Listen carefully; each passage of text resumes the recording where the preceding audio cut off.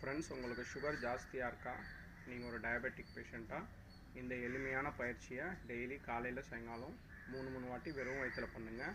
உங்கள் sugar level கொஞ்சம் கொஞ்சமாக குறையும். இந்த மாதிரி வஜ்ராசனில் உட்காருங்க. அப்படி இல்லைனா நார்மலாக சப்பலாங்கால் போட்டு சமணத்தில் மேட் மேலேயோ இல்லை சேர்லேயோ உட்காருங்க. உட்காந்துட்டு நீங்கள் என்ன பண்ணணுன்னா, வயிற்றில் நல்லா காற்று இழுத்து நல்லா விடுங்க.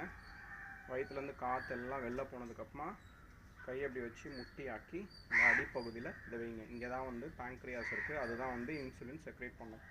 இப்படி வச்சுட்டு அதுக்கப்புறமா மறுபடியும் மூச்சு இழுத்துட்டு மூச்சு விட்டுக்கிட்டே முன்னாடி அப்படியே பெண்ட் பண்ணுங்கள்.